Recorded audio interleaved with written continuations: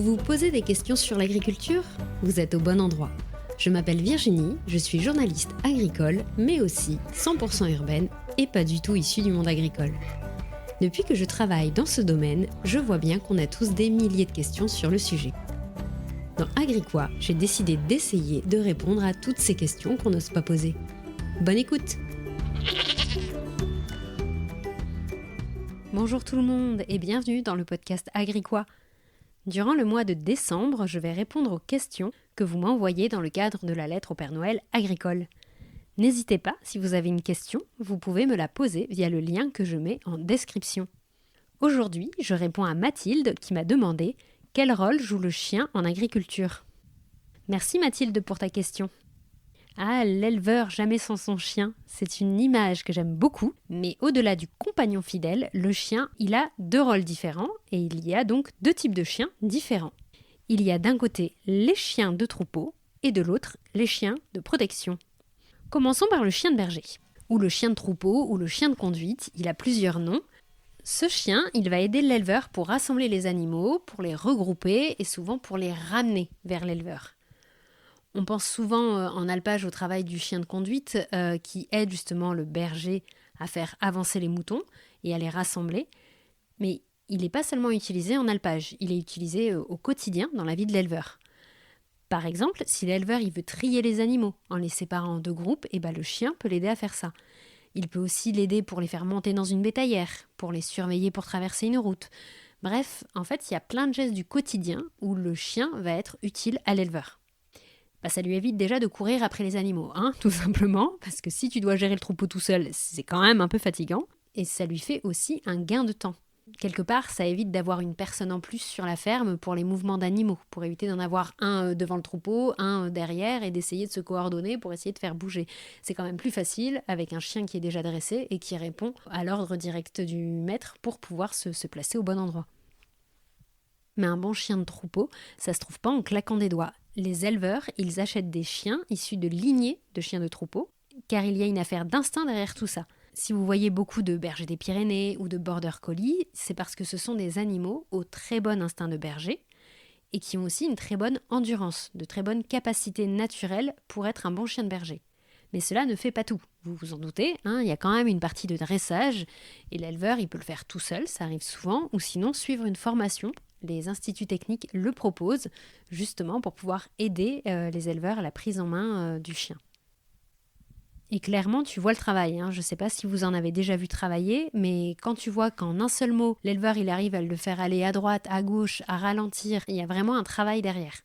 Il faut aussi apprendre au chien comment aborder l'animal. Ça paraît tout bête, mais certains, par exemple, vont avoir un peu peur des vaches au départ, donc il va falloir les aider à ne plus avoir peur. Et j'en ai vu d'autres foncer direct dans le tas de brebis et celles-ci faire un bond. Faut aussi leur apprendre à parfois aborder en délicatesse. Bref, un bon chien de berger, ça se joue vraiment à son instinct, mais aussi au dressage derrière pour qu'il réponde bien et qu'il comprenne bien son rôle au sein de l'élevage.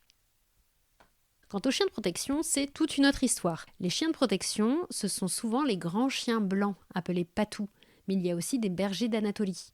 Ce sont des chiens de grande taille, de plus de 80 cm, alors que les chiens de berger, pour que vous fassiez la différence, ils sont souvent plus petits et plus agiles.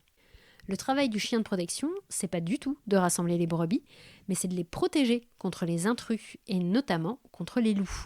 Son job, c'est donc de savoir aboyer fort et il va se positionner entre le troupeau et la source du danger et avertir par les aboiements. C'est pas un chien d'attaque. Et d'ailleurs, parmi les qualités du chien de protection, c'est qu'il doit être de nature calme, car il va rester 24 heures sur 24 avec le troupeau. Et les animaux autour, ils ne doivent pas être stressés par la présence de un ou plusieurs chiens de protection. Et il ne doit pas montrer d'agressivité non plus envers l'humain si celui-ci ne montre pas de danger particulier pour le troupeau. Là encore, l'objectif, c'est qu'il puisse travailler avec le troupeau et les personnes qui vont être autour de l'élevage. Ces chiens, là encore, il y a une affaire d'instinct. On prend souvent des races spécifiques qui ont déjà un instinct de protection. Par contre, pour que cet attachement se fasse avec le troupeau de brebis, par exemple, on va laisser le chien 24 heures sur 24 dès qu'il est chiot, dès qu'il est tout petit en fait, pour qu'il s'en imprègne et noue un lien fort avec les animaux.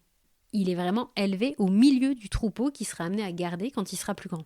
Et il y a de plus en plus de chiens de protection, notamment l'été, quand les bergers gardent les troupeaux, car c'est aussi le moment où il y a des attaques de loups. Et pour bien faire la différence entre les deux types de chiens, le berger, il va ramener son chien de troupeau à lui, et les éleveurs vont souvent lui passer les chiens de protection. Donc, le chien de berger, il va toujours obéir aux ordres du berger, alors que les chiens de protection, ils peuvent évoluer seuls sans la présence du maître, de l'éleveur, qui lui est resté en bas dans la vallée par exemple, alors que le chien de protection, il est en haut en alpage avec le troupeau. Et il doit par exemple garder le troupeau la nuit, alors que le berger il est en train de dormir avec son chien de berger avec lui. Le chien de protection il va dormir dehors avec le troupeau. Donc c'est vraiment deux rôles totalement différents. Mais il peut aussi en avoir dans un élevage classique à l'année, ils disparaissent pas à la fin de l'été, donc les éleveurs les gardent bien sûr pendant l'hiver avec eux. En tous les cas, si vous croisez un chien de protection, je rappelle juste, son travail c'est de défendre. Vous devez donc contourner le troupeau ou faire demi-tour et ne pas s'agiter surtout. Je sais, c'est facile à dire, mais c'est vraiment l'objectif numéro 1, qu'ils ne vous prennent pas pour un danger potentiel. Pour conclure cet épisode, le chien, c'est vraiment un allié de l'éleveur, mais il peut avoir deux rôles. Soit c'est un chien de conduite, de taille moyenne et agile, et qui va regrouper le troupeau, et il va être lié à son maître. Soit c'est un chien de protection qui va être de beaucoup plus grande taille et qui va protéger le troupeau, même quand son maître n'est pas là. Quelque part, il est presque plus attaché au troupeau qu'à l'humain. Voilà, j'espère vous en avoir appris un petit peu plus sur le chien en agriculture et on se retrouve demain dans un nouvel épisode de la lettre au Père Noël agricole. Bonne journée!